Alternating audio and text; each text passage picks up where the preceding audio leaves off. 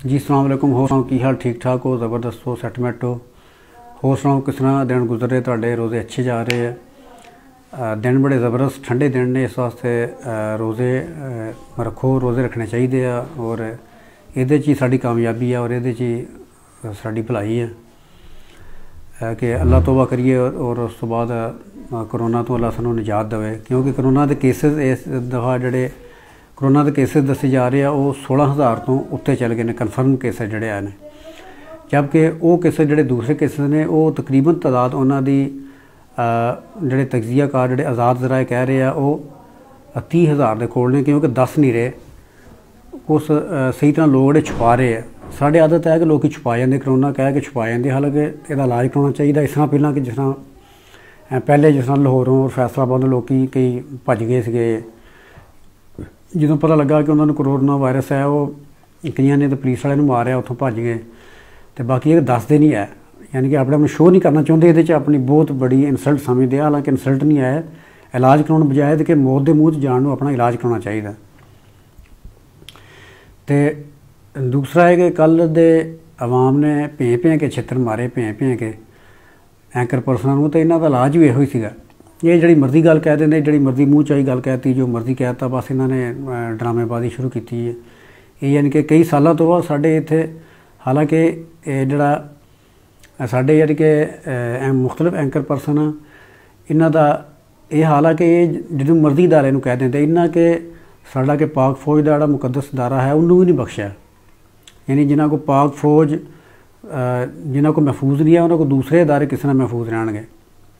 तो इन्हों कोई ना कोई पाबंदी चाहिए। दुनिया के दूसरे मुल्क है ने उन्होंने ये है कि उन्होंने पाबंदी है, यानी कि ब्रॉडकास्टिंग के रूल्स एंड रेगूलेशन के उन्होंने फॉलो करते हैं, चाहे अमेरिका है या यूरोपीयन कंट्रीज़ ने या जिन्हें भी दुनिया के डिवेलप कंट्रीज़ ने, उन्होंने रूल्स और रेगूलेशन के उस तो बाहर जाते फौरी तौर पर अरेस्ट हो जाते हैं।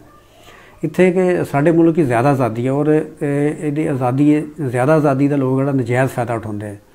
इन्ना मौलाना तारक जमील साहब नूं एवं कहता जिस तरह मर्जी, हालांकि तारक जमील साहब ने जो कुछ भी कहा उन्होंने बिल्कुल ठीक किया और ससरी गल कही कि दुनिया यानी कि ज़्यादा झूठ बोलिया जा रहा है और बिल्कुल वाकई सही किया। हालांकि तुहानूं पता और सारे बाकी जानते हैं कि झूठ बोलिया जाता है तो कई कुछ किया जाता, ये ली जाती पहलां विचों कई दे कई माल पानी भी चलता, कई कुछ चलता और कई कुछ करते हैं। ये उत्ते पूरा यानी कि मैं रिसर्च करके लहरा टॉपिक लैके आऊँगा कि मीडिया की कर रहा और किस तरह जा रहा, पहला की सी तो हुण मीडिया का किरदार की है और की होना चाहिए। इस वास्ते लहरा टॉपिक एक लैके आऊँगा, वो फिर तुहानूं दसूँगा। तो बाकी ये भी मैं सलाम पेश करदा बड़े एंकर पर्सन साढ़े है ने मुबशर लुकमान साहब, उन्होंने बड़ी ज़बरदस्त आवाज़ उठाई और उन्होंने कहा कि मैं चैलेंज करदा कि एंकर पर्सन जोड़े ने वो दसन, यानी कि एंकर पर्सन है मालिक साहब ने, मालिक आ एंकर पर्सन, इन्होंने साहब कहने हूँ दिल नहीं करता, मालिक आ हामिद मीर आए, दूसरे एंकर पर्सन है ने जिन्होंने कहा 4-5 बंदे पास जिन्होंने कई कुछ रौला पाया बहुता, तो जिस तो गल गांह की गांह वधी गई उन्होंने। हालांकि तारक जमील साहब ने बड़ा डकता क्योंकि माफ़ी जी है वो बड़ा एक बेहतरीन बदला, तो इस वास्ते उन्होंने डकता, इस गल नूं क्लोज करता, नहीं तो अगे बढ़ती चली जानी सी गल जी कि अगर रमज़ान का महीना और बिल्कुल उन्होंने सही फैसला किया कि होर मजीद बढ़ती चली जाए। तो बाकी मैं कहना भी ये इस तरह करते कई कुछ कर रहे, तो इस तरह अगर बहुती कई कुछ गल करनी है तो अलामा खादम रिजवी साहब को माफ़ी मंगण के दसना, रिजवी साहब को माफ़ी मंगाउण बड़े बड़े आलम जड़े है, तो माफ़ी मंगना कद होर अगे ही कद बहुत बड़ा उच्चा हुआ तारक जमील साहब का, होर मजीद उन्होंने कद जोड़ा वड्डा हो गया कि उन्होंने निबेड़ता इस मामले में। तो ये जी मर्जी मूँह चुक के जो मर्जी मूँह भर के गल कर देंगे, इंतहाई बुरी गल है और इंतहाई बुरी बात है, इसमें बचना चाहिए। तो ये तो हैशटैग बन गया एक ना रहा फेसबुक के उत्ते और ये ट्विटर के उत्ते हैशटैग रहा। कल तो मैं देख रहा कि माफ़ी मांगो, हामिद मीर माफ़ी मांगो और दूसरा इलैक्ट्रॉनिक मीडिया माफ़ी मांगो, ये हैशटैग बनया। लोगों ने अपने जज्बात का इजहार किया और लोगों ने कई तो बहुत गाला गुला कढ़िया, कई कुछ कहा रोज़े की हालत मैं हम दस नहीं सकता, तुहानूं बहुत कुछ कहा लोगों ने कि इस तरह नहीं सी करना चाहिए। तारक जमील साहब एक आम शख्सियत नहीं है, उन्हें हमेशा उन्हें अमन और सलामती और मुहब्बत की गल ही की जो की, यानी कि सारे इकट्ठे मुख्तलिफ मसालिक नूं इकट्ठे करन दा और दुनिया के मुहब्बत का पैगाम ही पहुँचाया। तारक जमील साहब ने। इस तो इलावा होर कोई गल नहीं करते। दूसरे के मौलाना हजरात जिहड़े दूसरी शख्सियात हैं वो करते रहिंदे ने, जबकि मौलाना जिहड़े मौलाना तारक जमील साहब ने वो आलमी लैवल की शख्सियत ने और उन्हां दी गलबात जिहड़ी दूसरे मसालक तो सुनते ही ने, दूसरे मज़ाहब के लोग जिहड़े हैं जिस क्रिश्चियन सिख हजरात और दूसरे जिहड़े हिंदू जिहड़े हजरात ने या दूसरे बुद्ध मत, सारी दुनिया के जिन्ने भी है ने उन्होंने सुनिया जाता और उन्होंने जिहड़ी तकरीर होंदी उन्होंने तर्जमा होंदा, यानी उर्दू चो इंग्लिश और दूसरी मुख्तलिफ ज़ुबानों का तर्जमा उन्होंने फौरी तकरीर कर ली जाती। इन्ना लोग शौक रखते हैं और साढ़े बाकी सिख भैन भरा तो काफ़ी तादाद च उन्होंने सुनते हैं। तो बाकी एक होर गलबात करनी सी, एक अहम तब्दीली हुई अज इमरान खान साहब ने की कि बदलता फिरदौस आशिक वानू बदल के उन्होंने दिया तो मावन खसूसी बराए इतलात व नशरियात आसम सलीम बाजवा साहब ने लाता। आसम सलीम बाजवा साहब जिहड़े आ वो पहले DG ISPR रह चुके हैं और कामयाब तजर्बा रखते हैं कि किस तरह वजारत इतलात व नशरियात जिहड़ी है किस तरह इनू चलाना है, किस तरह ये मुख्तलिफ जिहड़े काम ने और किस तरह इमेज इनू बयान करना।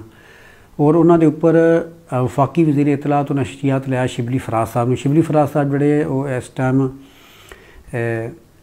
ऐवान बाला के कायद ने, सैनट ने, लीडर ऑफ सैनट ने और अहमद फराज साहब के बेटे ने और एक लिटरेरी शख्सियत के तौर पर जाने जाते हैं। बहुत ही इलम रखते हैं, बड़े इलम वाली शख्सियत ने, इलमी और अदबी शख्सियत ने और एक बड़ा नाम रखते हैं सियासत में भी। तो क्योंकि उन्होंने वालद भी एक बहुत बड़े रोमानवी और इनकलाबी शायर सीगे, तो वह असर ही अहमद फराज साहब विच भी है जिहड़े कि पाकिस्तान की इमेज पूरी दुनिया के अच्छी तरह उजागर करनगे। और नाल उन्होंने मावन खसूसी होणगे आसम सलीम बाजवा साहब। आसम सलीम बाजवा साहब जिहड़े ने वो एक तो आर्मी दे विचों यानी कि आर्मी के इदारे तो वो सारा बिलोंग करते हैं, उहदे च उन्होंने काम किया और सारा उन्होंने खिदमात ने। दूसरा कामयाब DG ISPR रह चुके हैं और इतलात व नशरियात के इदारे नूं बड़ा आसान तरीके उन्होंने आर्मी नूं चलाया और इत्थे भी बड़े ज़बरदस्त तरीके चलाउणगे। तो बाकी तुहानूं पता ही है कि जदों भी कोई मसला इहो जिहा होए इहदे च मुख्तलिफ पशीनगोईयां कई गल्लां बातां हुण चल रहीआं ने कि उन्हां दे उत्ते इनकुआयरी चल रही सी फिरदौस आशिकवान ते इस तरह हो रहा सी, इस तरह हो रहा सी। लेकिन हुण जिहड़ा वज़ीर आज़म इमरान खान साहब ने बयान दिता वो इहो दिता कि तब्दीली वक्त की जरूरत सी और सही तरह वो आसन तरीके अपनी जिम्मेदारियां नहीं चला रहे, जिहदी वजह ना तब्दील करता गया उन्होंने और उन्होंने दिया तो आसम सलीम बाजवा साहब नूं लाया गया। बाकी जदों पहले भी जदों क्रिकेट के चैंपीयन से जो क्रिकेट के कप्तान से उदों भी कोई खिलाड़ी थोड़ा बहुता मसला करता ही तो उन्होंने चेंज कर देंगे ही, जिहदी वजह ना कामयाब कैप्टन रहे। उन्होंने 92 का वर्ल्ड कप जितया। सारी दुनिया कहती सी इस तरह होगा इंज होएगा मसला, लेकिन वो अपने कायदाना सलाहियतां नाल इमरान खान साहब ने 92 का वर्ल्ड कप जितया। तो हुण असीं बिल्कुल सानूं पूरी उम्मीद आ कि हुण इस तरह ही पाकिस्तान भी उन्हां दी कायदाना सलाहियतां दे नाल पाकिस्तान भी विन करेगा। और आइंदा कि जिस तरह आलमी इदारे कह रहे कि अगले साल महंगाई जिहड़ी सारी घट होएगी, जिस तरह पाकिस्तान के कर्जे जिहड़े घटते जा रहे हैं, अगले साल महंगाई जिहड़ी है घट जाएगी, घट होएगी। तो इंशाअल्लाह ताला आइंदा होर किसी मौजू नाल गलबात करांगे, फिर असीं मिलांगे। ओके जी, रब रखा।